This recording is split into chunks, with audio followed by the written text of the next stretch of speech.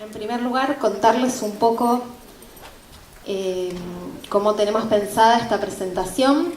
En una primera parte yo voy a hablar de algo más conceptual sobre un diagnóstico, problemas que identificamos y qué es lo que entendemos por licencia social, y luego el ingeniero Pedoja va a hablar más en detalle sobre qué estamos haciendo desde la Cámara, cuál es nuestro propósito y los distintos pasos que tenemos previstos.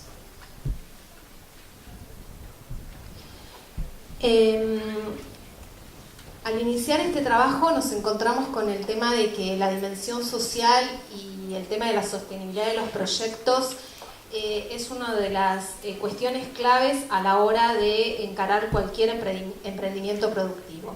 Y esto se da básicamente por 4 factores que son los que identificamos. El aumento en la sensibilidad de la población respecto a el uso de los recursos comunes, como es el caso del agua, la mayor conciencia ambiental de la población, que vemos que se da sobre todo en los más jóvenes, y esto a su vez repercute en los mayores.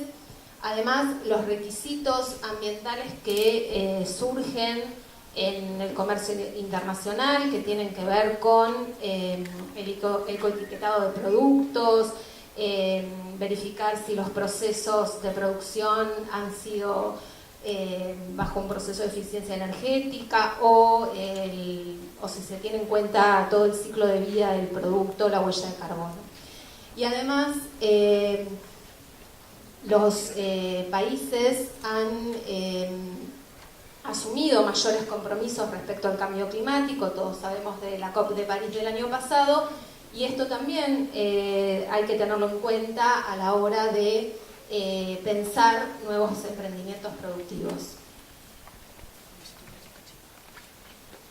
Lo que vemos es que la conflictividad social en la puesta en marcha de los grandes emprendimientos ha aumentado. Esta conflictividad se da tanto en proyectos industriales, como puede ser la instalación de un nuevo parque industrial, la instalación de una gran empresa o de zonas industrialmente planificadas, en lo que es explotación de recursos naturales, sobre todo minería, petróleo, producción agrícola ganadera, pero también en lo que respecta a la provisión de servicios. La instalación de nuevos rellenos sanitarios, grandes obras de infraestructura, etc. ¿Y qué es lo que provoca esta resistencia de las comunidades, o qué ha provocado la resistencia de las comunidades a los emprendimientos? Bueno, justamente la demora, en muchos casos, de la ejecución de estos emprendimientos. En otros casos, esta demora que va asociada a un aumento de costos y un aumento en los tiempos de implementación. En algunos casos directamente el bloqueo del financiamiento e incluso el rechazo de los distintos proyectos. Bueno, ¿qué vemos en particular en nuestro país? Es que existen pocas instancias de mediación entre las comunidades que tienen algún tipo de rechazo con el proyecto y las empresas que quieren llevarlo adelante.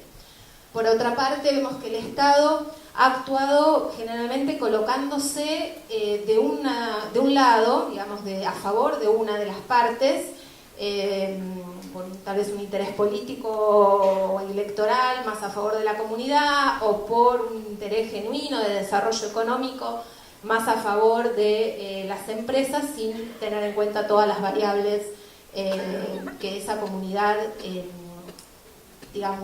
ve como negativas de un proyecto a llevar adelante.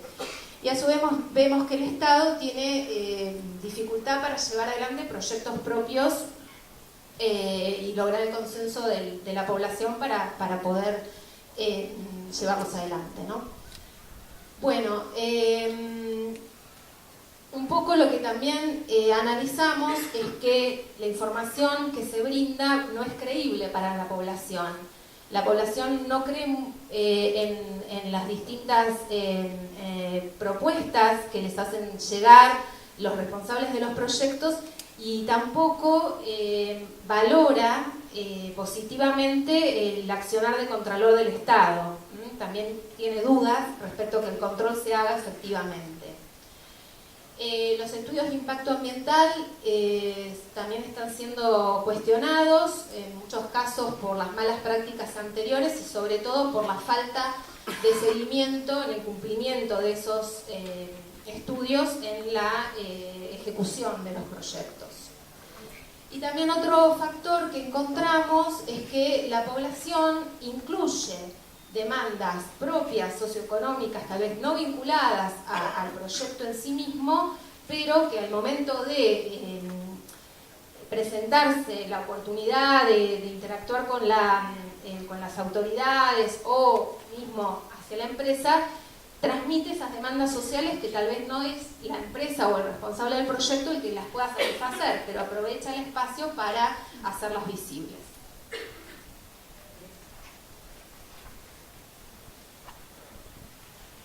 Bueno, por otro lado vemos que los grupos, digamos que las organizaciones ambientales tradicionales, que son las que tuvieron un papel protagónico en la década de los 90 y hasta mediados del 2000, de la década del 2000, hoy conviven con otro tipo de organizaciones que no están institucionalizadas, que son asambleas, son movimientos sociales, territoriales. Entonces, por eso decimos que el movimiento ambiental hoy no es un grupo homogéneo, sino todo lo contrario, es un grupo heterogéneo, que tiene distintos grados de institucionalización, con distintos niveles también de conocimiento técnico y de organización. Y muchas veces estos conflictos ambientales involucran visiones del mundo distintas, es decir, sobre todo cuando los emprendimientos están en poblaciones de pueblos originarios o digamos, la comunidad está muy identificada con la naturaleza, es decir, hablamos de cosmovisiones totalmente distintas. Los pueblos originarios tienen una cosmovisión donde consideran al hombre un ser más dentro de la naturaleza. Se entienden a sí mismos como partes de esa naturaleza y lo que buscan es armonizar con el entorno. La cultura occidental tiene una visión distinta, antropocéntrica, es decir, donde el hombre tiene un protagonismo distinto en la naturaleza, donde es el centro de esa naturaleza y por ende su tendencia es a dominarla, se cree dueño de la tierra. Esos son dos cosmovisiones muy difíciles de equilibrar, de encontrar diálogo cuando cada uno está parado en una o en otra cosmovisión. Lo importante es avanzar en el diálogo. Bueno, las tendencias indican que todos los niveles, estos que estamos hablando de conflictos sociales, de conflictividad a largo y mediano plazo, se van a ir incrementando. Pocos se van a incrementar porque hay un mayor interés de la población en general por los temas ambientales y además hay muchas comunidades que están en un estado de alerta frente a cualquier nuevo emprendimiento o cualquier nuevo proyecto que surja. Por otro lado, en este último tiempo vemos que los impactos negativos que han tenido algunos proyectos también se han visibilizado mucho más, han tenido mucha más repercusión. Además, es muy fuerte el acompañamiento que hacen los medios de comunicación a todo lo que tenga que ver con temas de contaminación ambiental, impacto en el ecosistema. En general, los medios transmiten información de muy alto impacto, muy espectaculares, que generan mucho impacto en el receptor, en quien recibe esa información, pero muchas veces con muy baja calidad técnica, ¿no? Muy baja rigurosidad técnica. Y esto a su vez se ve ampliado, amplificado por todo lo que es las redes sociales, ¿no? Que hoy juegan un rol fundamental también en lo que es la divulgación de estos temas. Y además vemos que también hay un marcado involucramiento del sector urbano, es decir, de poblaciones que no están vinculadas al lugar donde se van a llevar adelante los emprendimientos, es decir, que hay un sector urbano que es muy solidario con las poblaciones instituciones, con las comunidades que están en un proceso, digamos, de desarrollo de un nuevo emprendimiento. Con lo cual, bueno, si hay un rechazo, esto lo potencia, ¿no? Bueno, todos estos procesos que mencioné hasta ahora han sido acompañados por la justicia. A partir de la reforma de la Constitución del 94, en la cual se incluye el derecho a un ambiente sano y sobre todo a partir de la sanción de la Ley General del Ambiente, la justicia ha tomado un rol protagónico en los conflictos ambientales. Decimos que, bueno, que creció muchísimo el nivel de judicialización de estos casos y que ya hay una doctrina jurídica bastante extensa en todo el país. Y no podemos dejar de remarcar el rol protagónico que ha tenido la Corte Suprema de Justicia en este proceso, ya que ha tomado los casos más emblemáticos, digamos, el caso más importante o el de mayor repercusión pública es el de la contaminación del riachuelo, donde condena al Estado Nacional, a la provincia de Buenos Aires, a la ciudad de Buenos Aires, a el saneamiento del riachuelo. Pero bueno, también en otros casos, como en la ley de bosques, en la ley de glaciares, es notable el protagonismo que tiene. De hecho, hace muy poquito, hace 2 años, ha institucionalizado una oficina específica para temas ambientales en la Corte Suprema. Y otro tema también fundamental que surge de este diagnóstico, como decíamos antes, que gran parte de los conflictos se dan con los pueblos originarios. Y que, como decía también antes, no solamente está vinculado a un tema ambiental, sino a otras demandas tal vez postergadas por mucho tiempo. Hay un informe que recientemente realizó Amnesty International donde señala un mapa de conflictos y señala que hay un piso al menos de 183 conflictos con pueblos originarios en Argentina donde ven vulneración de sus derechos, y en estos conflictos intervienen tanto el Estado Nacional, los estados provinciales o municipales, empresas, la justicia. Sí, es como un piso bastante alto en cual partir. Bueno, en este proceso de diagnóstico donde identificamos o pudimos enumerar todas estas cuestiones, ¿qué identificamos nosotros como importante? Que es necesario que las comunidades acompañen y sean parte de la construcción de su modelo de desarrollo. Que es necesario que el Estado y las empresas que quieran llevar adelante algún emprendimiento trabajen en la obtención del consentimiento de la comunidad, es decir, que trabajen en obtener la licencia social para la realización de grandes proyectos. Y que esta licencia social no es algo que se obtiene de una vez y para siempre, y que básicamente se trata de un proceso que debe dar, donde el diálogo debe darse desde el inicio, y justamente este diálogo desde el inicio es lo que permite generar el consenso entre las partes.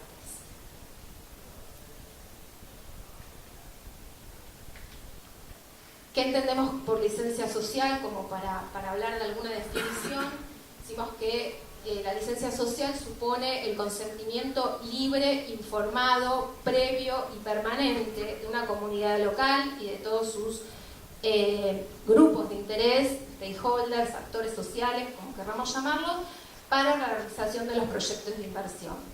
Y que esta participación de la comunidad en la toma de las decisiones, como decía antes, es lo que permite el logro del consentimiento. Es importante no confundir la licencia social con las licencias formales, que son las que otorga el Estado, como ser, por ejemplo, los certificados de aptitud ambiental, que ahí hablamos de documentos formales, de documentos en papel, escritos. Cuando hablamos de licencia social estamos hablando de algo que es intangible, tiene que ver con justamente este consenso social para llevar adelante un proceso. Es más un sentir que un documento o algo por escrito, ¿no? Esa es la idea. Bueno, para el logro de la licencia social estamos hablando entonces de que lo que es necesario es un proceso de diálogo con la comunidad. Este proceso de diálogo tiene como objetivo lograr confianza. Si no logramos confianza, la licencia social no se obtiene, o el mayor nivel de licencia social no se obtiene. Y hablamos de que este proceso es un proceso donde la relación es entre comunidad y responsable del proyecto y Estado, una relación permanente y no estática, porque puede ir desde el rechazo total del proyecto a la apropiación total del proyecto como algo bueno para esa comunidad. Entonces, oscilante y tiene distintos niveles. En este gráfico vemos cuáles son los distintos niveles de licencia social. Este sería el nivel de copropiedad, donde hay una identificación con el proyecto, y el más bajo sería la de rechazo al proyecto. Bueno, pasando obviamente por la aceptación y la aprobación. Ahora explicamos un poquito más. Entonces, decíamos que el proceso de obtención de la licencia social implica la construcción, en principio, de legitimidad. ¿Qué se entiende por legitimidad? Es que hay que reconocer que la sociedad en la que ese proyecto va a desarrollarse tiene normas que son propias, que pueden ser normas escritas, normas tradicionales, pero también hay normas culturales, pareceres, idiosincrasia propia que debe ser tenida en cuenta. En la medida que eso se respete y que tanto la empresa como el Estado lo tengan en cuenta, se puede construir legitimidad. El otro punto importante es la credibilidad, es decir, la información que hay que brindar por parte de los responsables del proyecto debe ser información certera, válida, y además, si se logran determinados consensos, si se realizan determinadas promesas en un proceso de desarrollo de un emprendimiento, después no hay que faltar a la palabra, porque si no lo que hacemos es perder esa credibilidad. Y el último punto es como el más ambicioso, que es lograr confianza. El logro de la confianza es cuando yo, además de que sé que el otro está brindándome información correcta, le creo a lo que me está presentando, además creo que lo va a llevar adelante, es decir, confío que lo va a poder llevar a la práctica en esos términos, ¿no? Bueno, entonces lo que decimos es que estos distintos niveles por los que pasa un proceso de acercamiento y de consenso entre comunidades y responsables del proyecto debe llegar a este nivel de confianza, ¿no? Para ser óptimo. De esta forma se evitan los costos de los rechazos y estamos como buscando ese nivel óptimo de copropiedad, de apropiación del proyecto por parte de la comunidad. Bueno, para que esto sea posible, en muchos casos los responsables de los proyectos tienen que estar dispuestos a realizar cambios importantes en el proyecto, a reformularlos y en algunos casos incluso hasta directamente retirarse, ¿no? No llevarlo adelante. Bueno, en este otro gráfico vemos los niveles de confianza y algunos indicadores que bueno, justamente nos indican en qué nivel de licencia social estamos. Bueno, como les decía, el aspiracional es llegar a un nivel de copropiedad donde hay apoyo de la comunidad al proyecto, pero esa comunidad forma parte del emprendimiento, se siente responsable en la toma de las decisiones e incluso va a salir en defensa del proyecto frente a críticas de terceros. Es un nivel óptimo de nivel de licencia social. El otro nivel es un nivel de aceptación, de tolerancia, donde la comunidad siente que la empresa es, bueno, justamente un buen vecino, donde muestra con orgullo los logros que tal vez ese emprendimiento está generando para la comunidad. Es un nivel alto de aceptación. El otro nivel es el de aprobación o apoyo a un proyecto. Acá es bastante menor. Si bien está la aceptación del proyecto, hay continuamente cualquier amenaza, hay un estado de alerta, hay organizaciones o instituciones vigilantes, monitoreando, a ver qué pasa, porque no hay una confianza total en el emprendimiento, ¿no? Es un apoyo condicionado. Bueno, y el último punto es cuando directamente los proyectos se rechazan, no hay diálogo y se genera todo lo que vemos en algunas de las movilizaciones más, digamos, más significativas, que los bloqueos, los boicots, ¿no? Las acciones legales que se pueden llevar adelante.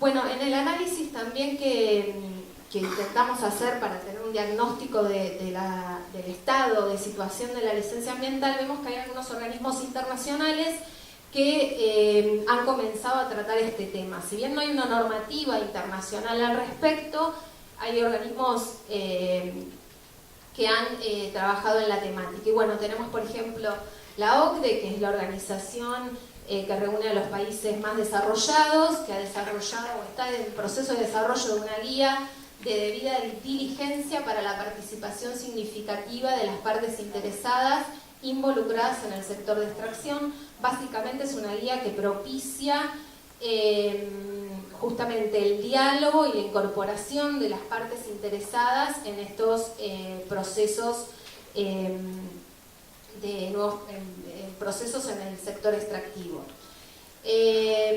Bueno, también están los principios de Ecuador, del Banco Mundial, del área de la Corporación Financiera del Banco Mundial, que es la que agrupa a entidades financieras de distintos países y que son normas de adhesión monetaria, donde estas entidades que conforman el grupo privado del Banco Mundial manifiestan su interés en financiar proyectos que tengan en cuenta las variables ambientales y sociales. Es un compromiso de estas entidades. Bueno, y hay 80 entidades financieras de 35 países que han firmado estos principios. Después está una guía que editó Naciones Unidas, el Programa de Naciones Unidas para el Ambiente, que está dirigida a líderes empresariales, que analiza unos 10 sectores de la industria y donde también señala, como hace un análisis de los potenciales riesgos que tienen los distintos sectores y donde señala muy claramente el riesgo de no tener en cuenta los temas ambientales y la participación social en el desarrollo de estos emprendimientos. Por último, hay otras dos entidades. Una es el Pacto Global, que es una iniciativa de Naciones Unidas para el sector privado, que también en sus principios promueve la responsabilidad social de las empresas, especialmente en el tema de ambiente y derechos humanos. Y hay un informe que editó recientemente la Comisión Interamericana de Derechos Humanos, es un informe del año pasado, donde, si bien habla de los pueblos indígenas, las comunidades afrodescendientes específicamente, menciona muy particularmente el tema de la necesidad del involucramiento de la comunidad para la defensa de sus derechos. Y hace un apartado específico respecto de las actividades de extracción, explotación y desarrollo.